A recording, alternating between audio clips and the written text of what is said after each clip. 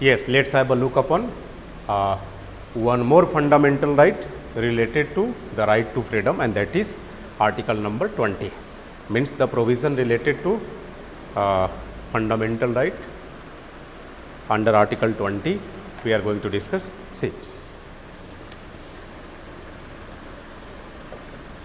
article 20 deals with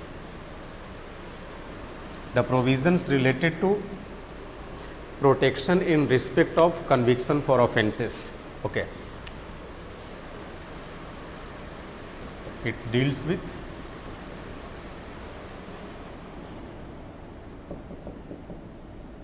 the protection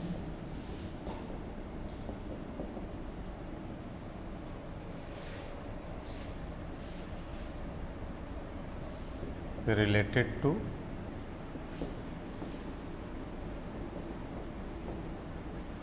conviction for offences. And in order to provide protection to individuals in respect of what? Committing an offense, they are basically three in number.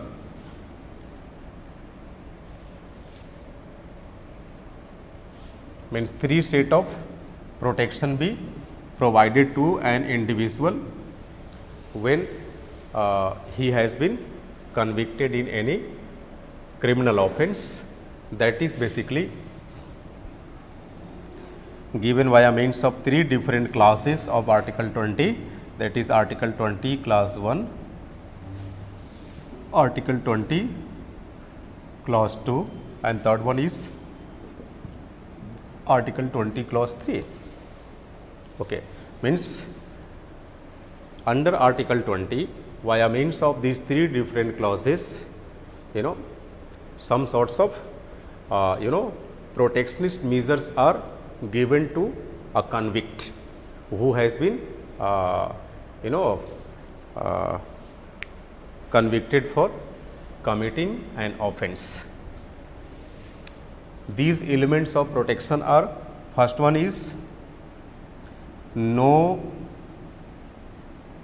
ex post facto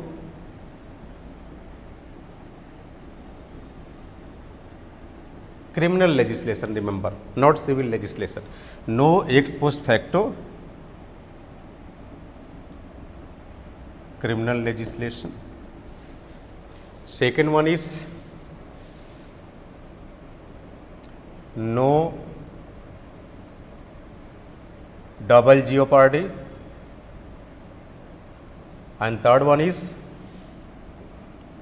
no self incrimination. No ex post facto criminal legislation, no double jeopardy, no self incrimination. These are the three different elements of protection which even a convict might enjoy, and the state cannot restrict any convict or any person convicted under a criminal offense to enjoy these measures of protection.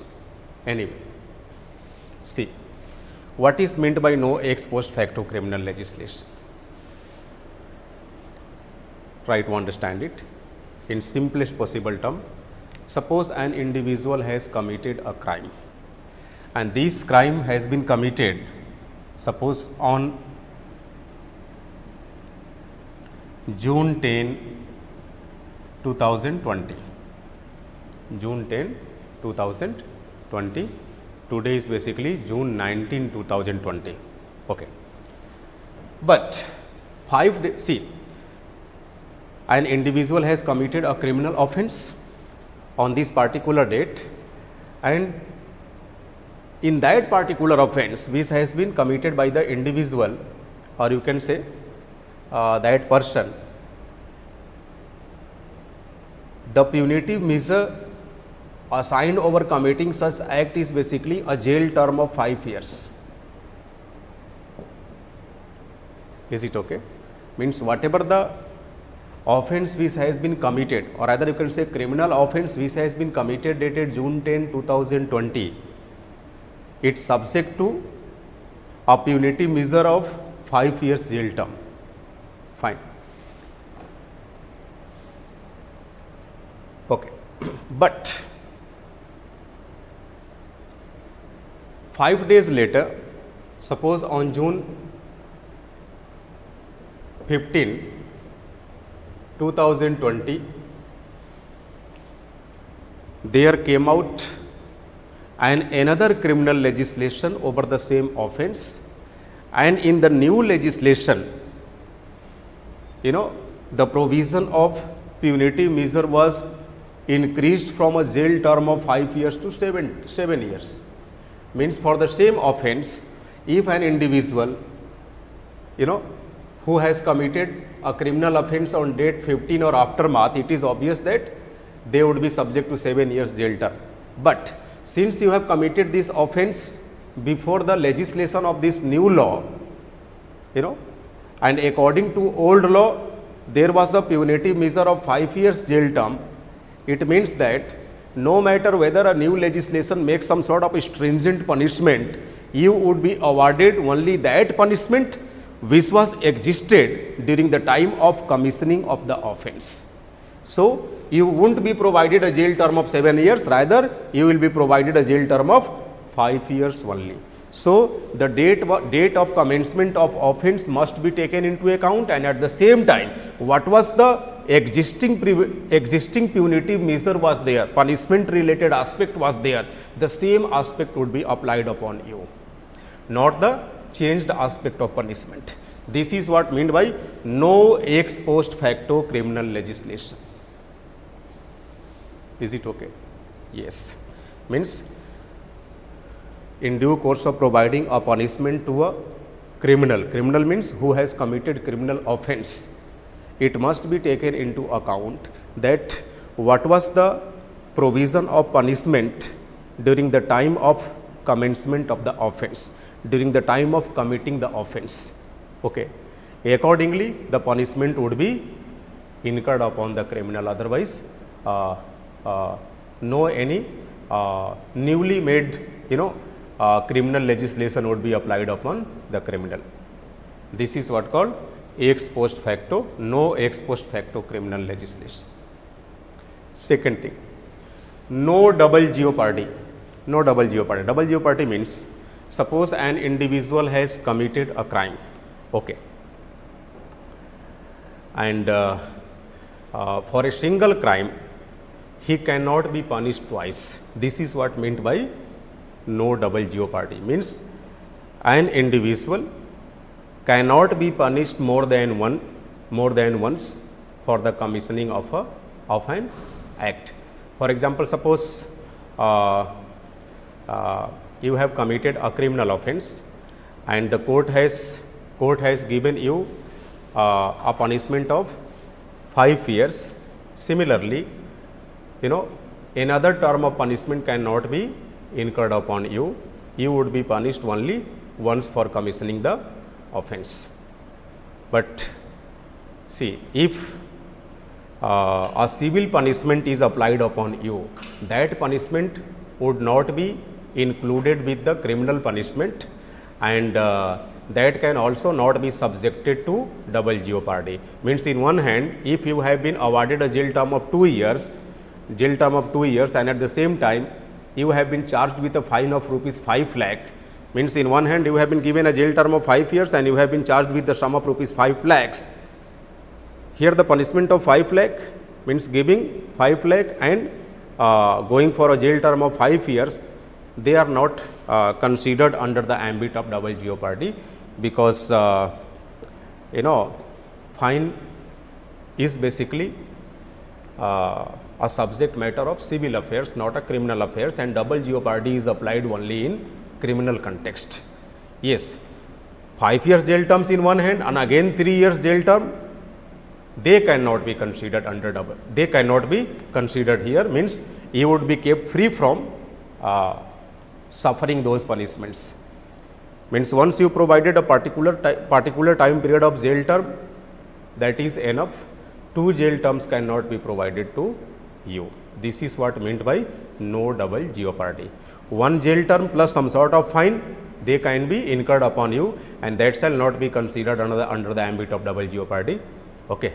So, this is what given under Article 20 class 2, and third one is Article 20 class 3, that is no self incrimination. Self incrimination means, see, the investigating authority cannot compel you to be a witness against yourself, no matter whether you have committed a crime or not. You cannot be compelled to be a witness against yourself, you know. So, this is a kind of protection being provided by the Constitution of India, and state cannot restrict the individuals to enjoy these protections. Is it okay? So, this is again a kind of right to freedom. So, this is what given under Article 20. Is it okay to all of you? Yes.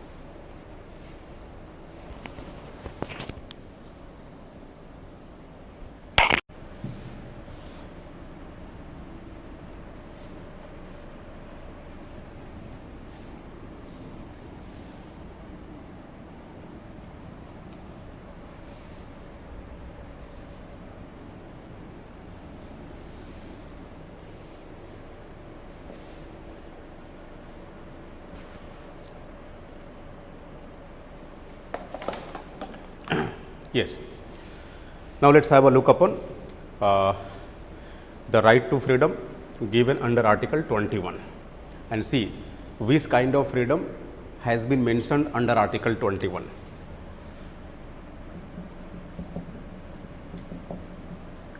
Under Article 21, it is given that the state shall not deny or deprive any individual of his right to life and personal liberty except according to the procedure established by law. Okay.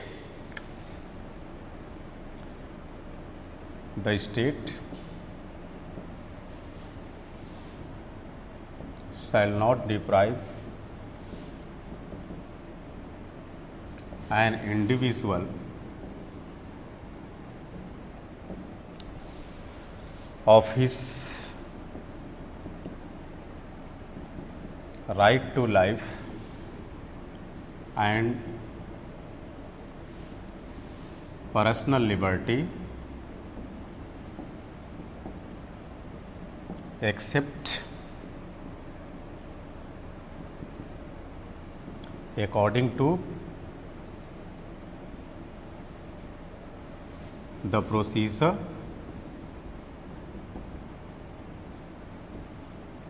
established by law. And remember, the similar article, since this is basically the text of Indian Constitution, it is given under Article 21 of Indian Constitution. The similar article in the US Constitution, has been written in a manner like the state shall not deprive an individual of his right to life and personal liberty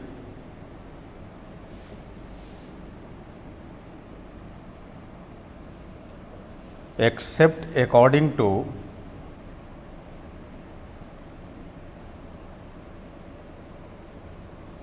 the due process of law.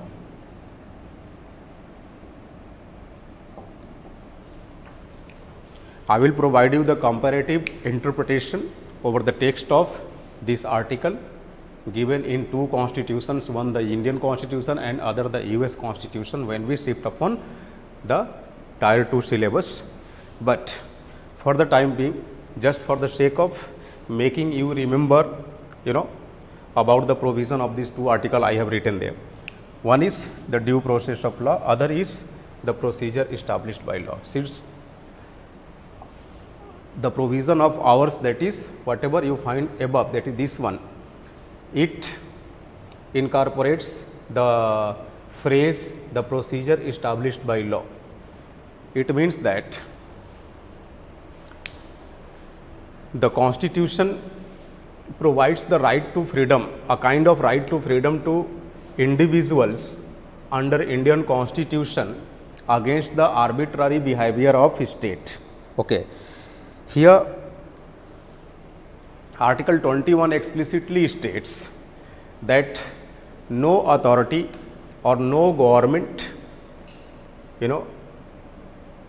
can snatch away the individual's right to liberty and life. Right to life and personal liberty. Liberty is something which has been taken high-handedly by the Constitution of India. Why? Because if you refer the philosophy of Indian Constitution by having a reference to the preamble to the Constitution of India, you will find the elaborative meaning of liberty, that is liberty of thought, expression, belief, faith, worship, so on and so forth. Okay. So, here Indian Constitution talks about personal liberty, right to life and personal liberty. But see,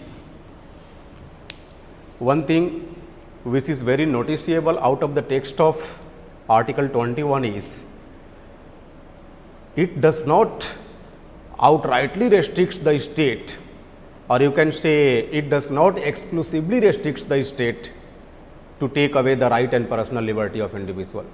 Ordinarily, it restricts the state not to take away the right to life and personal liberty of individual. But if the state takes away the right to life and personal liberty of an individual by following the procedure established by law, then there is no restriction upon the state to take away the right to life and personal liberty. Means Article 21 does not provide a blanket ban upon the state to take away the right to life and personal liberty. Again listen, in ordinary context, Article 21 says that the state cannot take away the individual's right to life and personal liberty. But by following the procedure established by law, state is empowered to take away your right to life and personal liberty. Without following the law, it cannot do so. Means it provides a check upon the arbitrariness of state, and in this way it ensures one of the right to freedoms to be enjoyed by the individual on the name of the right to life and personal liberty. And listen me, as we saw in case of Article 19, that Article 19 has undergone the widest possible interpretation in the hands of judiciary. Similarly, Article 22 has also undergone the widest possible interpretation in the hand of judiciary. The Supreme Court of India once clearly made the mention of the fact that if all the fundamental rights be removed from the Constitution and only Article 21 is kept intact. Okay. So, Article 21 accompanied with free and fair judiciary might give birth to remaining fundamental rights. See, Article 20 to 35, they are dealt with the provisions related to fundamental rights. The court has opined, considering the importance of Article 21 in a manner like, just forget all the fundamental rights, only think over about the fundamental right given under Article 21, and with Article 21, let us make a provision of free and independent judiciary. In that circumstances, when the judiciary goes on to make the liberal interpretation over Article 21, remaining fundamental rights would automatically be given birth to exist. This is how one can examine or observe the importance of provision given under Article 21. Article 21 also encompasses the principle of natural justice. Do you know what is meant by the principle of natural justice? The principle of natural justice is simply meant by the fact that an individual's ability to reason out the things. An individual's ability to reason out the things is simply corroborated with the concept of natural justice. and the concept of natural justice might be understood by a means of 2 to 3 different entities or 2 to 3 different principles. One is, no man can be punished without being heard properly. Whenever a judgment is to be made in order to provide a punishment to an individual, the parties in disputes must be properly heard upon. No man shall be a judge of his own case. The decision about who is right, who is wrong, shall be deliberately taken by an independent authority. No biased authority is allowed to make any sort of decision over the parties in dispute. And whatever the decision be made, that shall be made according to the state pattern of law, keeping in mind the bona fide behavior of the law, not keeping in mind the mala-fide behavior of law. So, these are the certain aspects related to natural justice which are embedded with the concept of right to life and personal liberty given under Article 21. And the right to life and personal liberty, it also gives birth to so many inferred rights like right to primary education, right to free and fair judicial trial, right to have a livable environment, etc., etc. They are given under Article 21. Fine.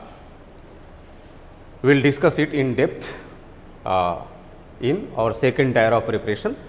For this stage, I think it would be sufficient enough to know this much, whatever I discussed with you. First thing, Article 21 makes the provision of one of the fundamental rights in the form of right to freedom. First thing you need to remember. What is the second thing? What kind of right to freedom has been enumerated under Article 21? The kind of right to freedom which has been enumerated under Article 21 is the right to life and personal liberty.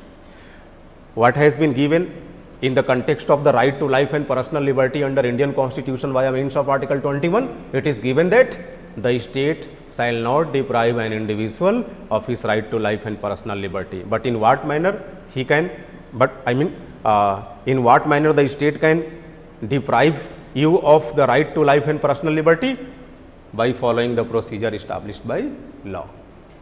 Okay. See, the similar provision functions in which manner under US Constitution? Under US Constitution, the state can deprive the US individuals or citizens of their right to life and personal liberty, but not by following the procedure established by law, rather by following the due process of law. I will make you know what are the points of differentiation which need to be made between the procedure established by law and the due process of law. But for the time being, I am going to escape this. It will be discussed later on in CSE syllabus, Civil Services Exam syllabus. Anyway, see, let's have a look upon article number 22.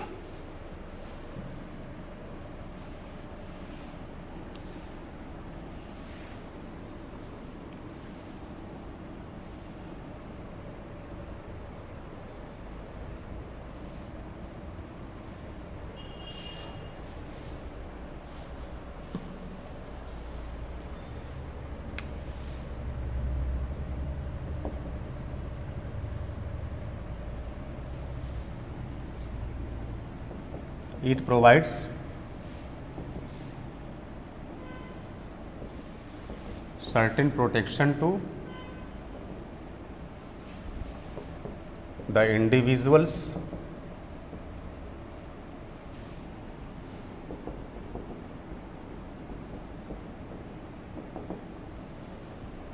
during the time of, or you can say in the respect of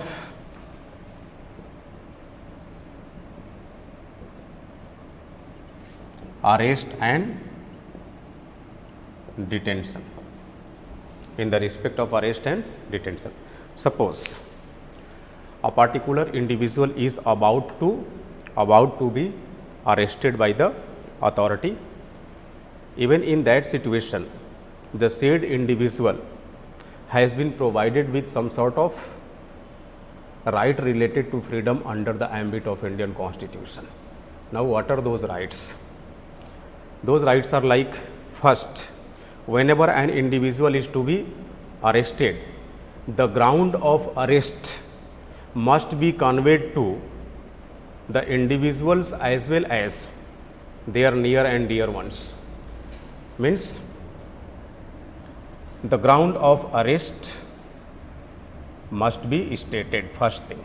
Second thing, during arrest, a proper record needs to be kept in official diary that in which time period the individual has been arrested.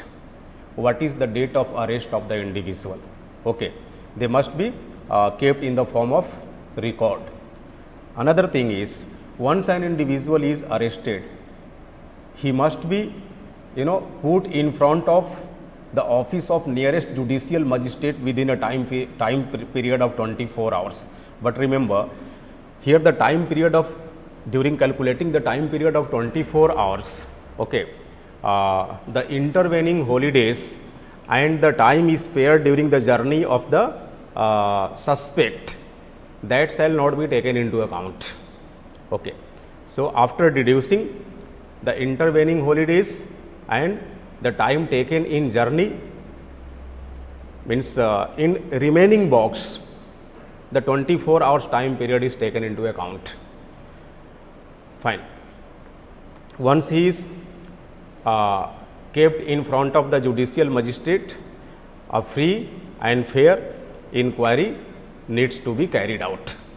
So, these are certain rights which have been given to the individuals when he has been arrested or he is about to be arrested. Okay. See, in your NCERT chapter 2, a particular subtitle has been explicitly given, and that is called preventive detention. Now, let us understand what is meant by preventive detention. Preventive detention is something which is practiced in order to restrict the unlawful activities which might be taken place in future. Suppose a particular individual is there, and in the eyes of authority he is suspect of committing a crime in coming future. He might be involved himself in an unlawful activities. So, in order to prevent the commencement of or happening of that unlawful activity, the authority arrest the individual on the basis of, you can say, some suspicion, some doubt, and that is called preventive detention. Means detention or arrest, they are basically the same thing. If an arrest has been made in order to restrict some mishap to be committed in future, that detention or arrest is called preventive arrest or preventive detention.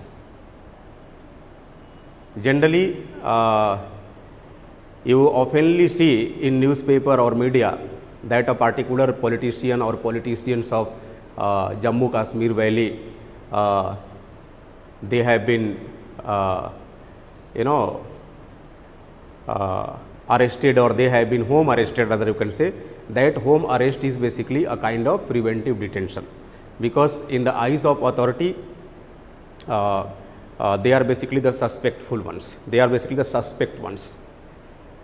Authority thinks that they may impose a challenge or incur a challenge over the law and order type situation in particular place or particular area. So, in order to maintain law and order, in order to avoid certain misconducts to happen in future, certain unlawful activities to be carried out in future, the said suspects are arrested, and that is called the measure of preventive detention. See, if you have already committed a crime and then you are arrested, in that situation, don't you think authority cannot think over about the fact that how to prevent the mishappening to happen? No. But if an individual has yet not committed any crime, but he is merely a suspect that he might commit a crime in future or in coming days. So, in order to prevent that crime to happen or that crime to commit, the authority arrests the individual. That type of arrest is called preventive detention. Is it okay? So, in case of preventive detention as well, the state provides or the constitution provides some sort of freedom to individuals against the state. See, even in totality, all the fundamental rights assigned to you, they are given to you against the state. Okay. This is the reason why in my very first lecture of rights under Indian Constitution, I told you that the fundamental rights you enjoy, they are basically the positive obligation for you, but are the negative obligation for the state or authority or the government. Okay. So, this is what given under Article 22, which you need to know. So, till now we have discussed about two different types of fundamental rights. One is the right to equality and other is the right to freedom. Even in today's lecture we have discussed completely about the right to freedom, and the right to freedom given under Article 19, 20, 21 and 22. So, let us revise the set of freedom related rights given under Article 19 to 22. Tell me, what is there under Article 19? Article 19 talks about what? The set of democratic rights. And whenever it comes to denote the set of democratic rights, we are simply subscribed to have a reference of Article 19 clause 1. And under Article 19 clause 1, 6 sub clauses are there. Via means of those six sub clauses, 6 different kinds of democratic rights has been described. One is the right to freedom of speech and expression, and it is given under which constitutional provision? What would be your response? Article 19 clause 1 subclause A. Second kind of democratic rights is the right to assemblies, or you can say the right to take out peaceful procession or peaceful assembly, and that is given under Article 19 clause 1 subclause B. What is there under Article 19 clause 1 subclause C? Under Article 19 clause 1 subclause C, the right to form association has been given. Okay, form association. But from enjoying the right to form association, some of the classes of people have been deprived of enjoying such rights. For example, like the armed forces personnel, civil servants, police personnel, paramilitary forces, etc., etc. One thing more, what is given under Article 19 clause 1 subclause D? Under Article 19 clause 1 subclause D, it is given about the right to move freely throughout the country. What is given under Article 19 clause 1 subclause E? It is given about the right to reside and settle anywhere throughout the country. What is given under Article 19 clause 1 subclause G? Under Article 19 clause 1 subclause G, it is given about the right to avocation. Means here the individuals enjoy the right to choose one's occupation, one's profession, according to one's wishes. But all such democratic rights which you enjoy under Indian Constitution, they are not the absolute rights like the like you see in case of almost all the fundamental rights, because fundamental rights themselves are not the absolute rights. Certain reasonable restrictions can be imposed upon your fundamental rights.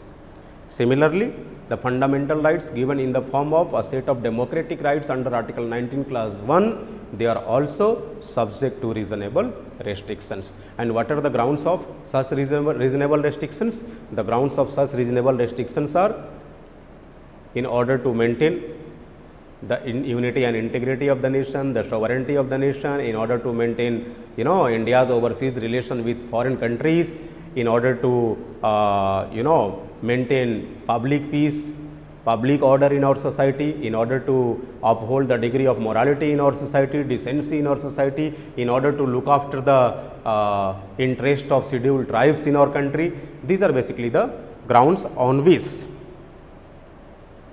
reasonable restrictions can be imposed upon you enjoying your fundamental right of, or rather you can say the democratic, the fundamental right of what? Democratic freedoms. Anyway, Article 20, as we discussed that it is Article 20 which provides certain protection in respect of conviction for offences, and three kinds of protections have been enumerated under Article 20 via means of three different clauses. One is Article 20 clause 1, other is Article 20 clause 2, and third one is Article 20 clause 3. What is there under Article 20 clause 1? Article 20 clause 1 talks about no ex post facto criminal legislation can be made. For example, as I told you, if you have commissioned an act at a particular point of time, it is obvious that during the commissioning of that act, a particular legislation must be there in order to provide punitive measures. So, the person who has committed the crime must be treated according to law as per the basis of the state punitive measures which has already been existed during the time period of commissioning of the offence. Okay. See, a newly made criminal legislation cannot be imposed upon you. Second one is no double jeopardy, means for a single crime an individual cannot be punished more than once, that is twice. This is called no double jeopardy. But in case of double jeopardy, if you can say a criminal punishment has been given, this is one thing, and at the same time for the same crime a civil punishment has also been given, then you cannot count those punishment as two punishment under the ambit of Article 20 clause 2. But no two criminal punishments can be given to you. If it is given to you, it means it violates the measures given under double jeopardy. That can be counted as double jeopardy, which is not allowed under Article 20 clause 2. What is given under Article 20 clause 3? Under Article 20 clause 3 it is given that no self incrimination can be followed. If you are a convict, if you have been convicted, you cannot be compelled to be a witness against yourself. So, don't you think these are the protections provided by a means of Article 20 to individuals when it comes to their conviction in respect of commissioning any act of offence under criminal jurisprudence? Article 21, as we saw under Article 21, it is given that the state cannot take away the individual's right to life and personal liberty, but it is also given that the state, yes, can take away your right to life and personal liberty provided the state has followed the procedure established by law. And this system is given in order to checkmate the arbitrary behavior of state, or more precisely you can say the arbitrary behavior of the executive authority. Okay. Here judiciary takes a proper guard upon the behavior of the executive. Is it okay? In order to uphold your right to freedom. I also told you that the concept of right to life and personal liberty given under Article 21 also touches the boundary of the concept of natural justice, and we have discussed the concept of natural justice in a manner like by showing the humanity's ability to reason out the things, means the judgments must be made on the basis of logic, on the basis of reason. Without reasoning, without logical interpretation of an issue, no judgment can be made. And whenever a judgment is to be made out of the two parties in dispute, both the parties in dispute must be heard properly. Is it okay? Both the parties must be allowed to defend themselves via means of the legal officer of their choices. You cannot deprive of using their choices. Third one is under the concept of natural justice, no man can be a judge of his own case. When suppose you are a, you can say, convict, you cannot say by yourself that no, I have not committed any mistake, or yes, I have committed a mistake. No, such decisions you are not allowed to make. Such decision would be made by an independent, investigating authority or investigating agency, and that agency must be there which has been empowered to make investigation. Anyway, so these are certain aspects related to Article 21, that is right to life and personal liberty. One thing more, under right to freedom, we have also seen the provisions given under Article 22. Under Article 22, the Constitution makes the provision of providing certain type of freedoms to individuals when it comes to their arrest or detention. Means whenever a person is to be arrested, the authority must disclose the grounds of arrest, means on which ground or what grounds the authority is going to arrest the individuals. Disclosing the grounds of arrest might be considered in a manner like suppose any kith and kin of that suspect must be conveyed with the message that he has been arrested on such ground. Okay. Even a person known to that suspect, if the authority conveys the ground of arrest to that individual, that must also be considered as conveying the ground of arrest. Second thing, once the individual is arrested, he must be put before the nearest court of judicial magistrate within a time frame of 24 hours. But one notable point in this regard is during calculating such time, the time is spared in the journey, or you can say in intervening holidays, like on any festive occasion meanwhile, or any holiday like Sunday, that cannot be calculated. Okay. Except that 24 hours time period need to be taken into account. Once he or she has been put before the judicial magistrate, it is expected out of the judicial magistrate to make a fair inquiry or trial regarding the person arrested as soon as possible. One more point we have discussed, the point of preventive detention. See, preventive detention is somehow different from simple detention or arrest.